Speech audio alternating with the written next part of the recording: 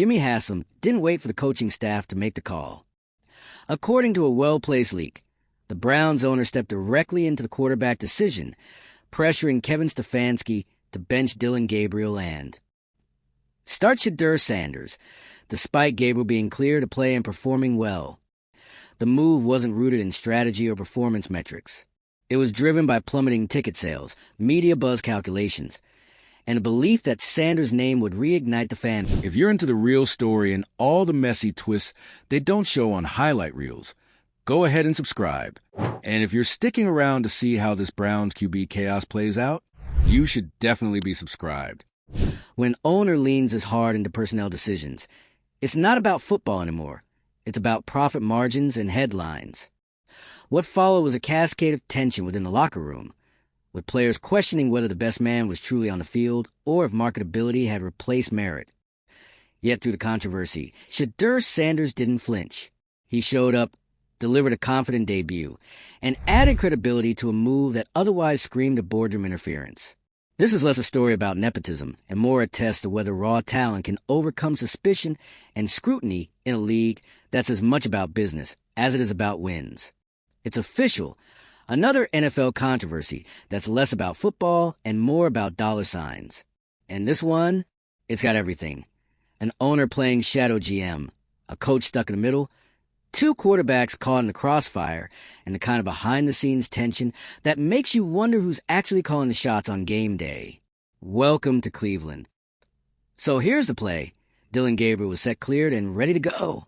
He'd worked his way back from concussion protocol, held his own on the field, and done what he needed to do to maintain his spot as the Browns' starting quarterback. But then, the buzz shifted, the headlines pivoted, and suddenly, he wasn't a starter anymore. Enter Shedeur Sanders.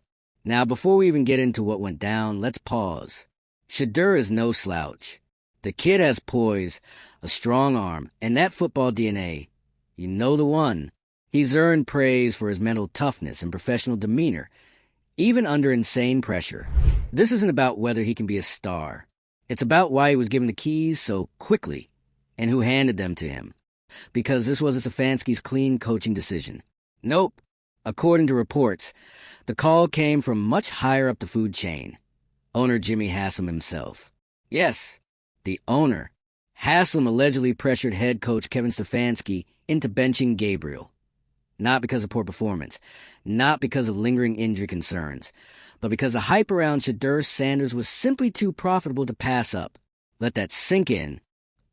You've got a young QB recovering from injury, cleared and committed, showing up and staying ready. And he gets benched because a guy behind him brings more media buzz, more ticket sales, more merch potential. That's where we are in 2025. And it's not subtle either. Ticket sales had reportedly dipped. The Browns needed a spark. And what better way to inject life into the narrative than by turning the spotlight onto one of the most talked-about names in college football, now stepping onto the NFL stage. This wasn't football logic. It was business strategy disguised as a personnel move.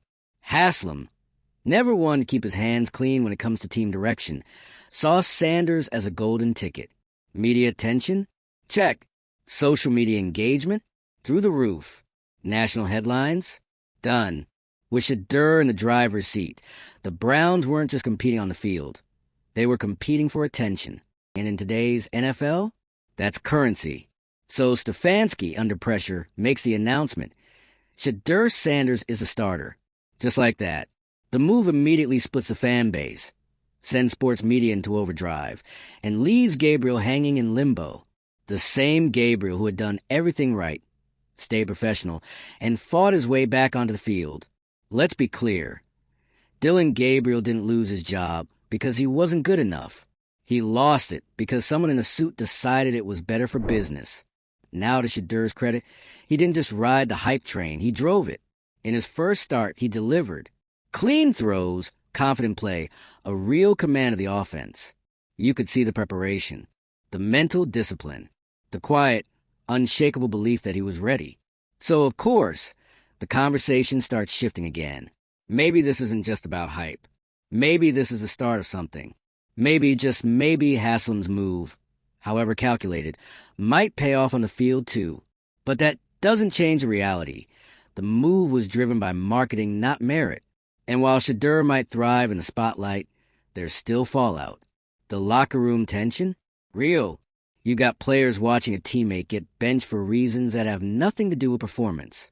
You've got veterans side-eyeing decisions being made in the boardroom instead of the film room. You got a coaching staff forced to walk the tightrope between what's best for the team and what's best for the brand. It's the kind of environment that breeds frustration. Reports from inside the organization suggest exactly that. Unspoken tension. Side comments and interviews, quiet doubts about leadership and priorities. And all of it landing on the shoulders of two young quarterbacks who just want to play football. Gabriel, for his part, stays locked in. He's not storming out. He's not throwing shade. He's still prepping, still showing up, still doing the work, which honestly makes the whole thing sting more. Because if professionalism earned you protection from politics, Gabriel wouldn't be watching from the sidelines right now. Instead, he becomes a symbol of how brutal the NFL machine can be. How even when you do everything right, you can still be replaced, not by someone better, but by someone more marketable. That's the game now. It's not just touchdowns and tape. It's headlines and hype cycles. And Shedeur Sanders? He's doing everything he's supposed to. He's stepping into the role with focus and maturity. He's staying composed, executing under pressure, and giving this team a reason to believe he could be the future. He's not just riding a wave. He's surfing it with precision, which raises a question. What happens if he does succeed? What happens if this move, pushed by business motives, shrouded in controversy, ends up being a launch pad for a real-deal franchise quarterback? JH, because here's the twist. Sometimes chaos works. Shedeur's story might end up being one of resilience, of showing up, shutting out the noise, and turning doubt into drive, of proving that even if you were thrown into the fire for all the wrong reasons, you can still walk out forged.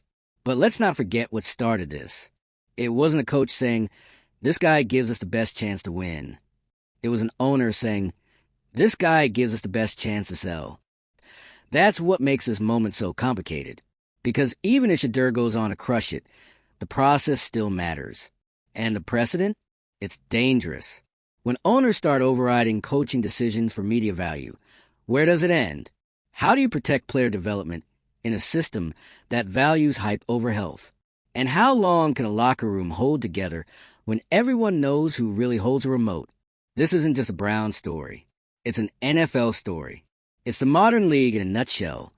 Part sport, part spectacle, all business. So now the Browns are rolling with Sanders. Gabriel is watching from the bench. Stefanski is towing the line, and Haslam? He's probably watching ticket sales tick upward. The whole thing feels like a masterclass in how optics can hijack opportunity. And sure, maybe this ends with Shedeur becoming a legit face of the franchise.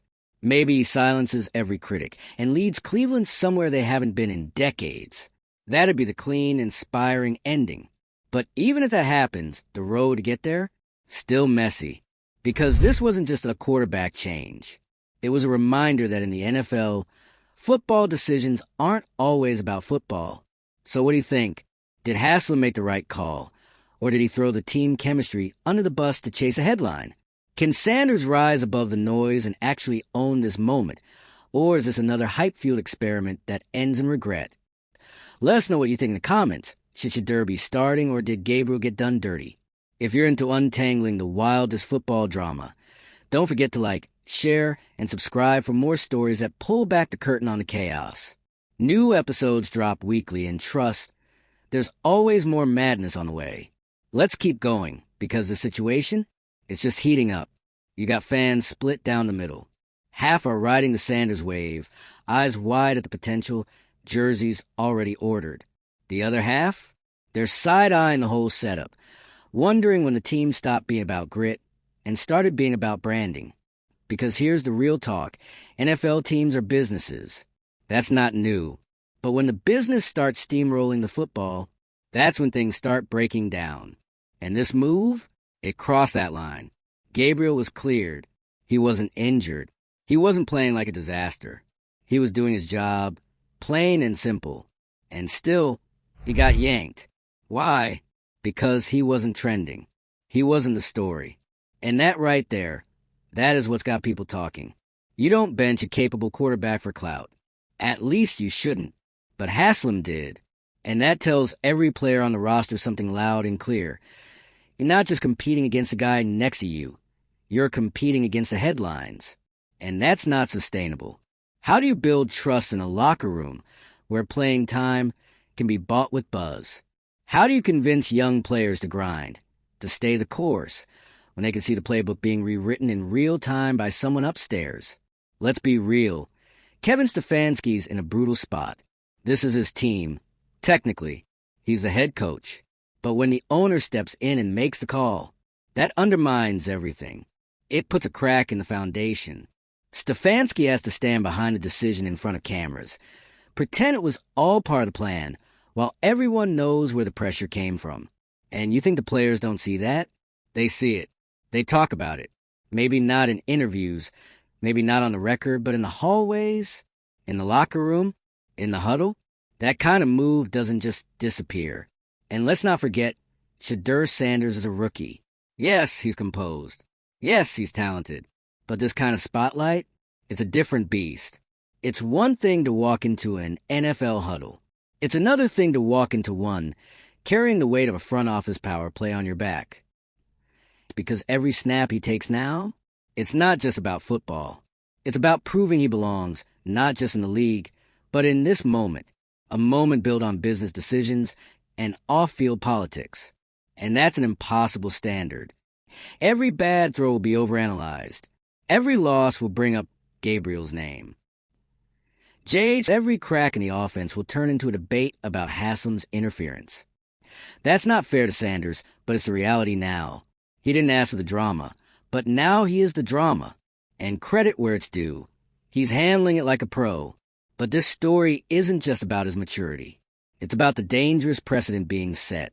That a young quarterback can be fast-tracked to a starting job not because he's earned it in camp. Not because he's outperformed the guy ahead of him, but because he comes with a built-in media circus. Because make no mistake, this wasn't about X's and O's. This was about attention. And attention is the Browns' favorite currency right now. Remember, this is the same franchise that has swung for headlines before. The team's no stranger to controversial moves. But this time, it's different. This time, it's not just about who's under center. It's about who's in control. And Haslam just reminded everyone. He is. That doesn't just shake the locker room. It shakes the fans, too. Because Browns fans, they've seen enough over the years. They're not buying into empty hype. They want results. Wins. Playoff runs. Stability. Not a quarterback carousel powered by marketing metrics. And what happens if Shedeur has a few bad games? What happens if the offense stumbles? Does Gabriel get another shot, or is he already too far gone in the PR cycle? Does Stefanski even get to make that call? Or will Haslam be dialing down from his suite, demanding the next flashy move? That's the thing with these decisions. They ripple, and the locker room can only hold so much. Gabriel, for all his composure, has to feel it. You don't get sidelined like that and just brush it off. He knows the game. He knows this wasn't about performance. And that reality, that messes with confidence. Not just his, but everyone's. Because if he can be pushed aside after doing everything right, who's next? And yet, there's this quiet potential underneath all the chaos. If Shedeur keeps balling out, if the team rallies, if the wins start stacking up, this could become the start of something real. The kind of against-the-odds journey that gives the Browns the spark they've needed for years. A storyline that turns skepticism into belief. But we're not there yet. Right now, we're in the storm. The messy, uncomfortable middle where things aren't settled. Where every success is met with side eyes, and every failure feels bigger than it is. Where trust is thin, the pressure is thick, and the media is circling like because everyone wants to know, was this the right move? And more importantly, who's actually running this team? That's the part that won't go away quietly. Even if Sanders succeeds, the path that brought him here will always be part of the conversation. Because when ownership meddles this directly, it casts a long shadow. NFL players aren't blind to it. Coaches aren't immune to it. And fans, they see through it. No one's mad that Shedeur's getting a shot. The issue is how he got it. And now the pressure's on everyone. For Stefanski, it's about proving he still has control of the locker room, even if some decisions were made above his head. For Gabriel, it's about staying ready without losing faith in the system that just betrayed him. And for Sanders, it's about proving that this opportunity wasn't handed to him. It was earned, even if the circumstances say otherwise. And Haslam? Well, he's betting big. He's gambling that hype equals hope, that attention equals wins, that the drama will fade if the team delivers. But that's the riskiest play of all, because if this goes south, if the Browns spiral, if the locker room fractures or the offense stalls, or Shedeur struggles under the weight of it all, that spotlight turns fast. And then, the owner who forced a quarterback change might find himself answering questions he wasn't ready for.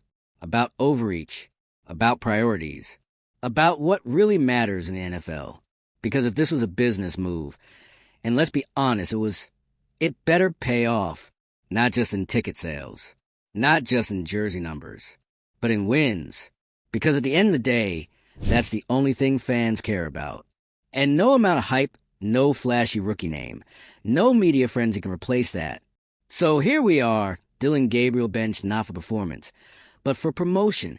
Shedeur Sanders thrown into the fire, not because he's ready, but because he's marketable.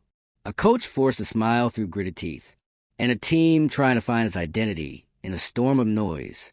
Only time will tell how this plays out. Let's keep the drama rolling, because this story still has layers to peel back. Right now, the Browns are sitting on a powder keg of pressure, and the fuse was lit the second Haslam picked PR over performance. Whether he realizes it or not, this wasn't just a quarterback swap. It was a signal flare to the entire organization that branding now sits in the driver's seat. And if you're a player, a coach, or even fan, that's a pretty tough pill to swallow. Let's talk real consequences. This isn't just about two QBs fighting for snaps. It's about a team's entire culture shifting in real time. When a head coach can be overruled this publicly, it sends a message, not just to the quarterback room, but to every guy in uniform. It tells them that decisions aren't always earned. They're arranged. And when the locker room starts believing that, trust erodes. Accountability takes a backseat. And suddenly, that team-first mentality, it's a hollow slogan painted on a... Guys start looking over their shoulders. They wonder, if I don't get clicks, do I still get chances? If I'm not the headline, do I even matter? That kind of doubt is poisonous to chemistry. And chemistry matters. Especially in a sport where 11 men have to move like one, where timing, trust, and unity can be the difference between a game-winning drive and a locker room meltdown. You shake that foundation, even a little, and the whole thing starts to wobble. You better believe there are veterans in that locker room clocking this, watching Stefanski try to rally the group while the real power sits upstairs in a luxury box. Watching a kid get fast-tracked not because he outplayed his competition, but because he out-trended him. And again, for the record, this isn't a knock on Shedeur. He's doing his job. He's staying focused, playing well, showing up like a pro. None of this is his fault.